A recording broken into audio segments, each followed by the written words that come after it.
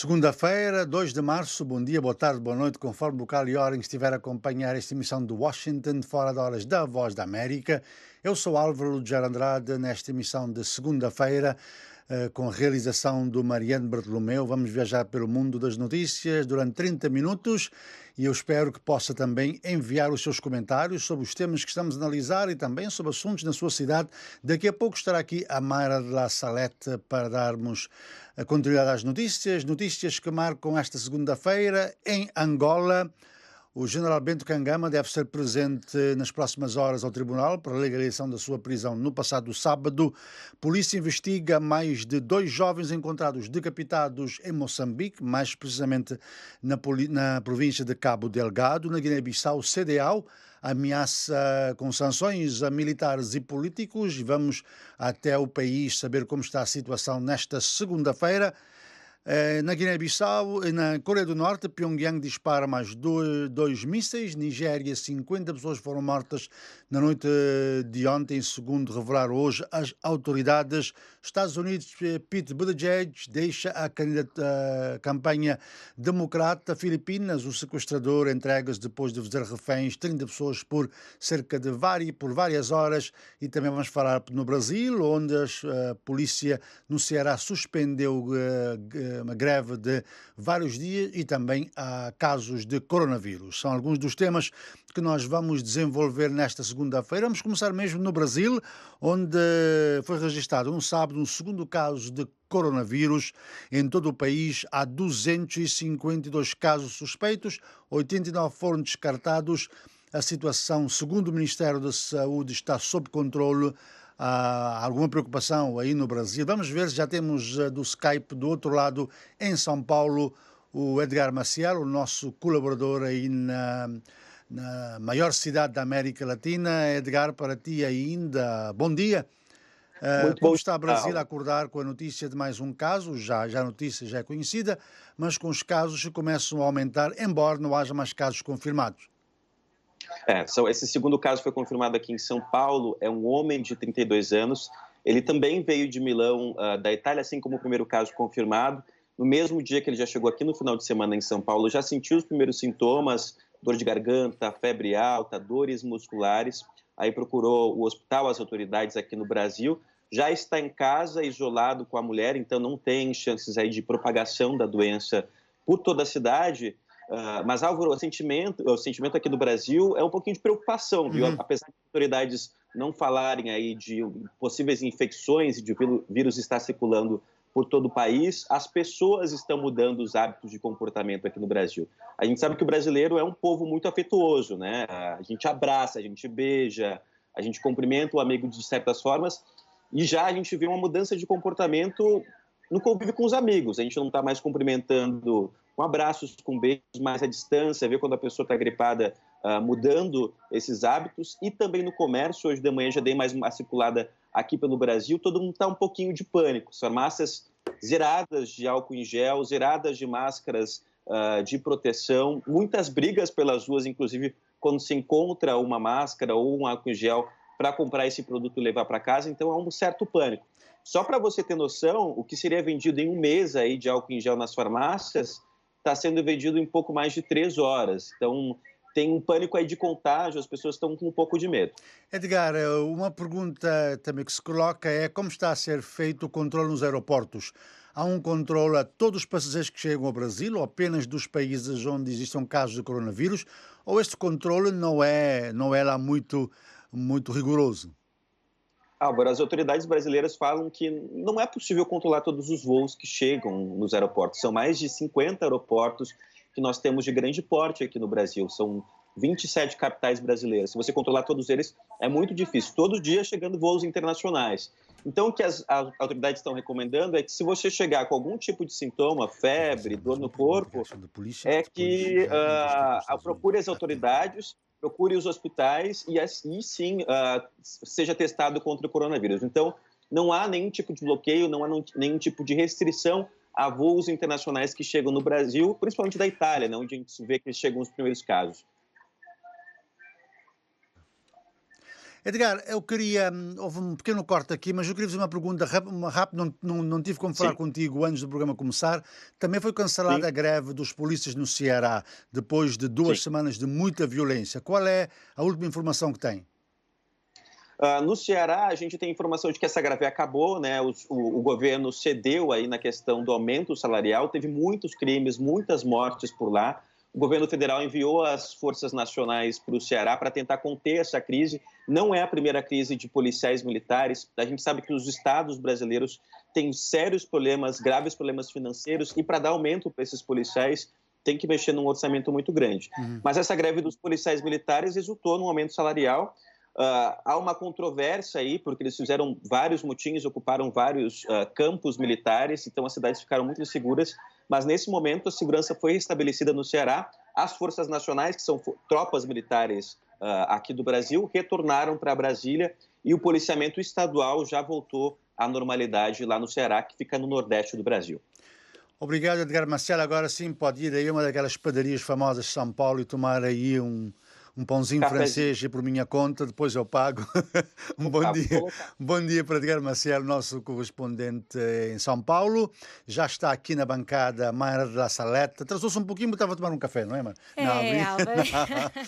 E Atrasei-me um pouquinho porque, como o Dia da Mulher Angolana, eu hoje achei que tinha direito. tinha direito a chegar mais tarde. Não tinha direito a vir para cima, mas trouxemos mesmo para representar a mulher angolana aqui na bancada do Washington Fora de Horas. Continuamos aqui e estávamos com coronavírus, Mayra, e vamos E vamos continuar aqui nos continuar. Estados Unidos. Bom, espero eu que não continuemos com Não, coronavírus, boa notícia. mas sim, vamos continuar com notícias sobre o coronavírus. Aqui nos Estados Unidos, uma segunda morte foi registada no estado de Washington. Era uma pessoa de 80 anos. Mais de 70 casos já foram registados, com a novidade para os Estados Unidos, para o estado, aliás, de Rhode Island, onde existe uma grande comunidade cabo-verdiana e portuguesa, e Nova Iorque. O governo anunciou reforço nos aeroportos com o controlo da temperatura de todos os passageiros. Em Portugal foi registado o primeiro caso de coronavírus, enquanto um segundo aguarda o resultado do teste. Por outro lado, em Angola entra amanhã em vigor a proibição da entrada no país de todas as pessoas provenientes dos países com casos autóctonos do novo coronavírus, nomeadamente China, Coreia do Sul, Irão, Itália, Nigéria, Egito e Argélia. Em nota, o Ministério da Saúde disse que enquanto durar a epidemia do Covid-19, além da proibição da entrada de pessoas daqueles países, todas as companhias transportadoras devem comunicar previamente os viajantes provenientes dos mesmos e adverte que as empresas que violarem a norma serão responsabilizadas pelo repatriamento imediato dos referidos viajantes, assumindo os encargos inerentes. Estava eu a citar, refiro que o governo de Angola revelou hoje o governo da Argélia, aliás, revelou hoje mais 2 casos do coronavírus.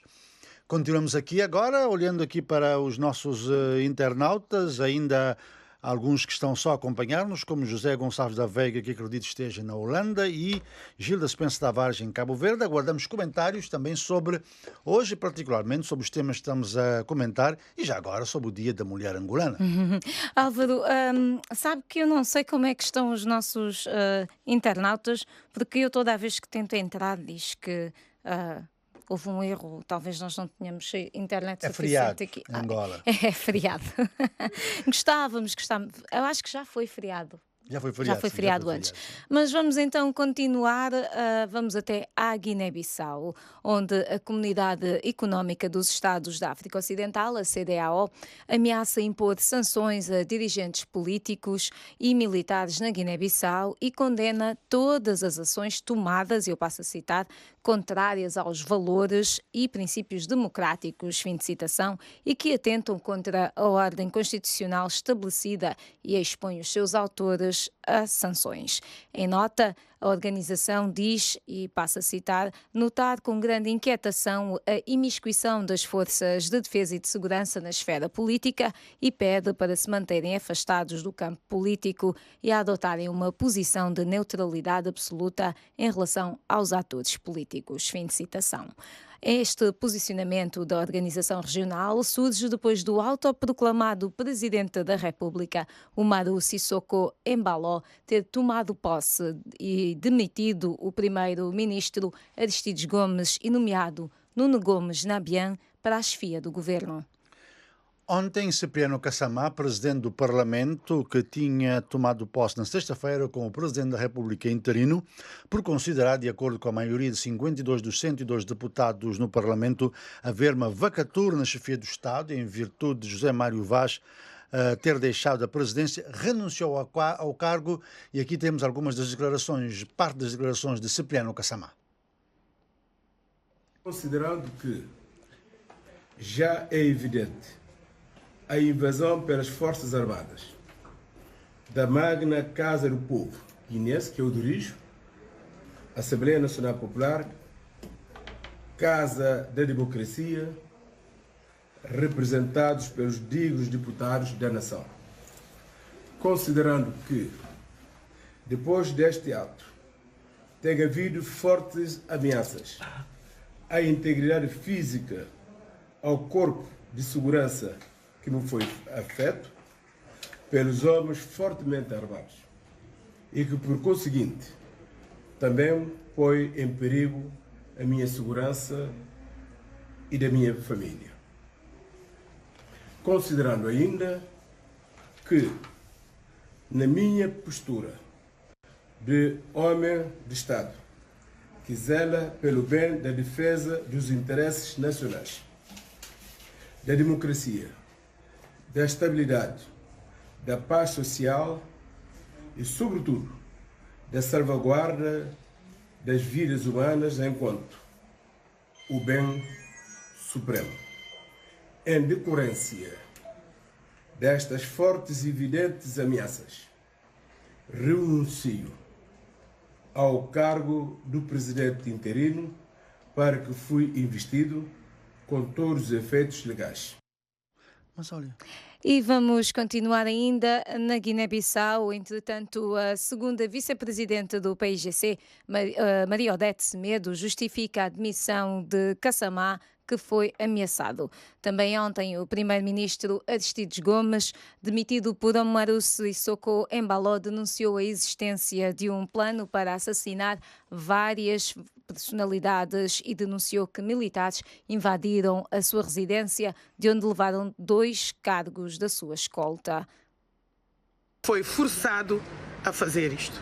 Ele não vai dizer, mas nós, o PAIGC, assumimos essa fala porque ele sentiu-se fragilizado, a sua família fragilizada, então entendeu que a porta de saída para salvar a sua vida é renunciar. Mas neste momento, qualquer renúncia de qualquer cidadão é renunciar ao país. Ele não pode, ele como combatente da liberdade da pátria, não pode virar as costas à luta. E nós estamos ali de pedra e cal para defender a Guiné-Bissau, a justiça e a democracia.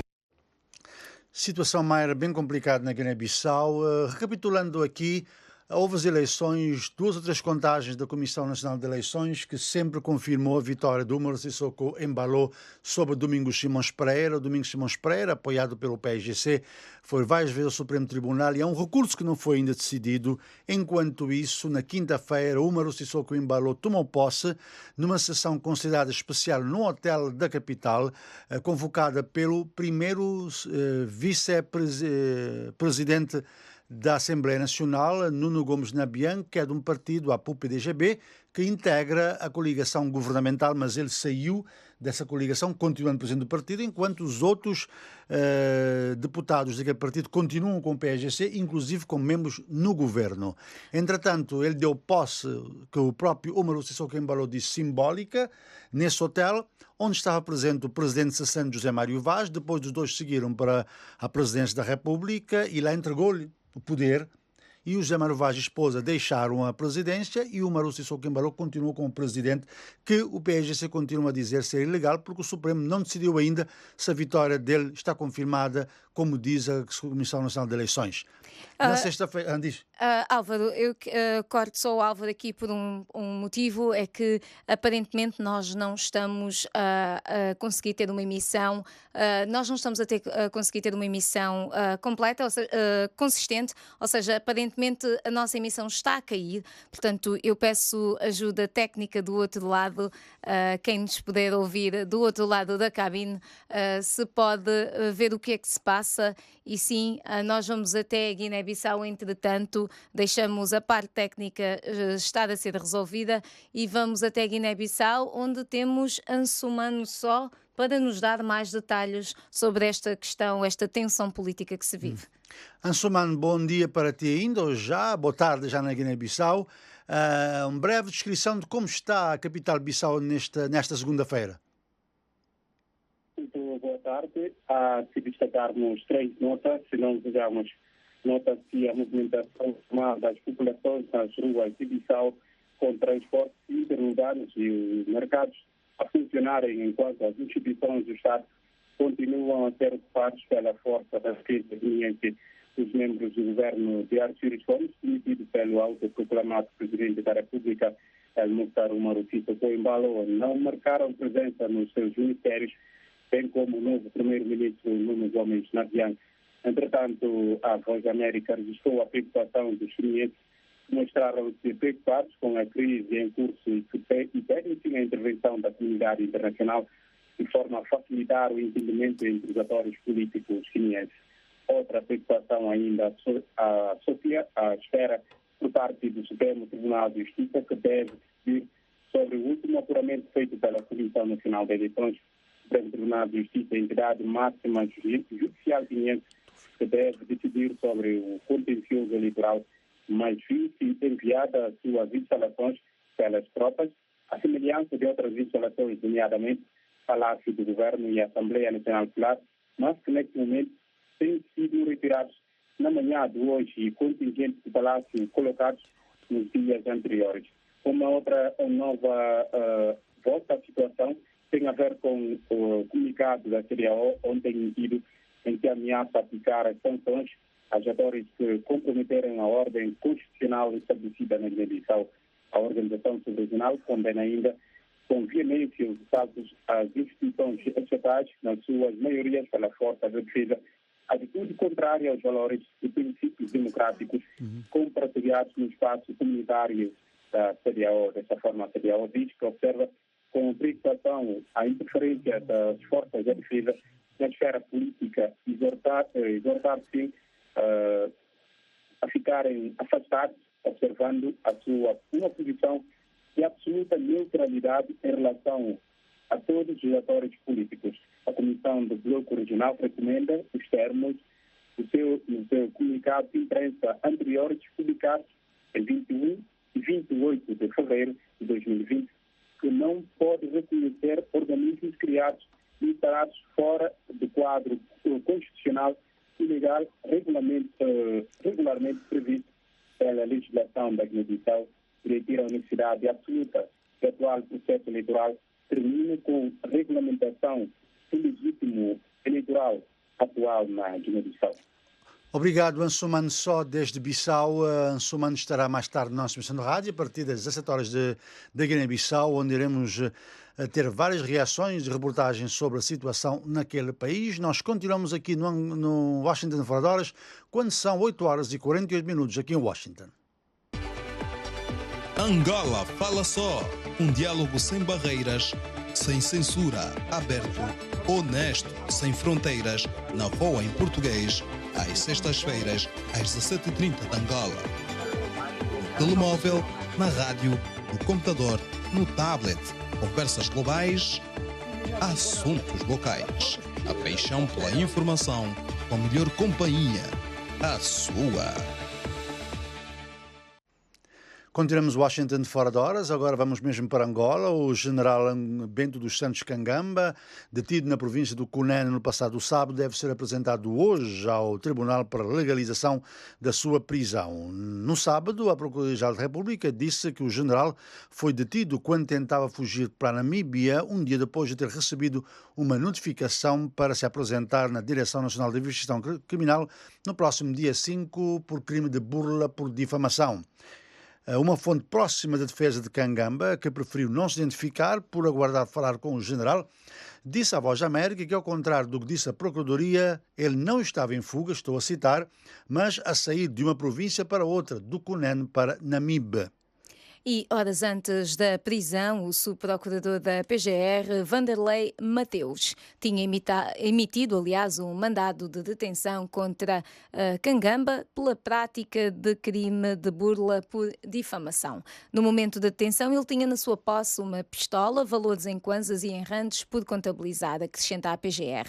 Além do general Bento dos Santos Kangamba, que é genro do antigo presidente, é membro do Comitê Central do MPLA e durante o Consulado de Santos, particularmente nos últimos anos, ele era responsável pela mobilização do partido em Luanda. Vamos agora para Moçambique. A polícia diz estar a investigar a morte de 2 jovens decapitados na província de Cabo Delgado. Ataques atribuídos aos radicais islâmicos atingiram aquela província nos últimos 2 anos, deixando para já cerca de 500 mortos e mais de 1.000 deslocados. Estes casos têm-se repetido. Nós temos estado a tratar esses assuntos. Convido a visitar a nossa página voaportugues.com para mais detalhes. E ainda em Moçambique, o Banco de Moçambique prevê um aumento do custo de vida nos próximos meses, mas espera uma melhoria no crescimento económico no fecho do primeiro trimestre do corrente ano. Na sua mais recente análise sobre os principais indicadores macroeconómicos, o Banco Central reviu em alta a inflação e a pressão sobre a dívida interna nos próximos meses. Sobre o agravamento do custo de vida, que acelerou 3,48% no início do ano, o relatório diz que o mesmo decorre fundamentalmente do ajustamento em alta do nível de impacto dos choques climatéricos sobre a dinâmica futura dos preços, conjugado com as perspectivas de depreciação do metical no curto prazo e a tendência para o aumento dos preços dos alimentos no mercado internacional.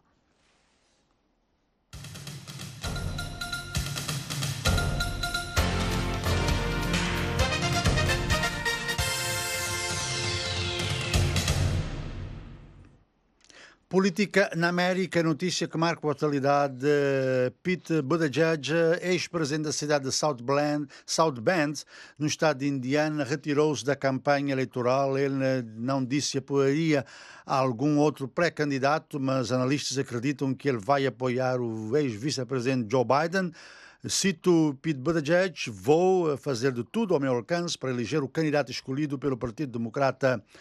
Em discurso ontem, vemos aí imagens desse discurso ontem. Amanhã, 1/3 dos eleitores democratas escolhem em 14 estados o seu candidato nas primárias conhecidas por Super Tuesday, ou seja, Super Terça-feira. São um dia muito importante para todos. Já acredito que se saberá qual será o candidato mais apoiado pelos democratas a partir de amanhã. A disputa continua entre Bernie Sanders, que lidera neste momento. Ele tem 7 delegados a mais do que Joe Biden. No entanto, um número bastante reduzido, à volta de 53 contra 46, quanto são necessários 1.999 delegados para conquistar a indicação do Partido Democrata. Portanto, Mayra, é um longo dia de amanhã. Também vamos estar aqui a acompanhar a Super Terça-feira. A campanha ainda está no início. É verdade, Álvaro. Ainda há muito título para fazer sobre as eleições americanas. Vamos até à Nigéria, onde pelo menos 50 pessoas morreram no domingo em 3 aldeias do estado de Kaduna, no norte do país, durante um ataque de cerca de 100 homens armados, anunciaram hoje as autoridades de segurança nigerianas. Os homens armados atacaram as aldeias quando os fiéis estavam a sair das mesquitas após as orações. Aqui na Washington, fora de horas, queremos lembrar que temos a nossa emissão de rádio. 19 horas em Moçambique, 18 em Angola, 17 na Guiné-Bissau e São Tomé e Príncipe, 16 horas em Cabo Verde. Mas por agora vamos para um país que vota pela terceira vez em um ano pelas mesmas eleições, frente aos mesmos candidatos. Será que a terceira será de vez? Israel começou a votar há algumas horas. Vamos ver quem vai ganhar, se Benjamin Netanyahu vai conseguir uma vitória agora ou então Benny Gantz poderá ser o novo primeiro-ministro de Israel. Temos a reportagem. Com a esperança de que a terceira é de vez, os eleitores israelitas vão tentar mais uma vez quebrar um impasse político. E novamente, o foco está no que alguns veem como a figura polarizadora do primeiro-ministro Benjamin Netanyahu. Dan Shapiro é ex-embaixador americano em Israel. O seu próprio partido e outros no seu campo veem como uma figura quase indispensável. Alguém que manteve o país seguro contra várias ameaças na região e próspero. E não consegue imaginar ninguém além dele a liderar o país. País que ele lidera há quase 11 anos, enquanto o outro campo vê como líder que já ultrapassou o seu tempo útil. Concentram-se no facto de que está a ser indiciado e em breve será julgado por várias acusações de corrupção que só a Netanyahu dizem respeito. Assim como nas duas eleições anteriores deste ano, nem Netanyahu e o seu partido Likud, nem o seu rival Benny Gantz parecem capazes de formar uma coligação maioritária no Parlamento de 120 lugares. Analista Yehuda Ben Meir. Basicamente, essas três eleições foram realizadas por causa de uma só pessoa, porque se Netanyahu sair, Gantz e o Likud poderão formar um governo de coligação dentro de uma semana. Na cidade universitária de Tel Aviv, estudantes e funcionários dizem estar frustrados com o impasse político. Estamos presos numa situação na qual não podemos avançar.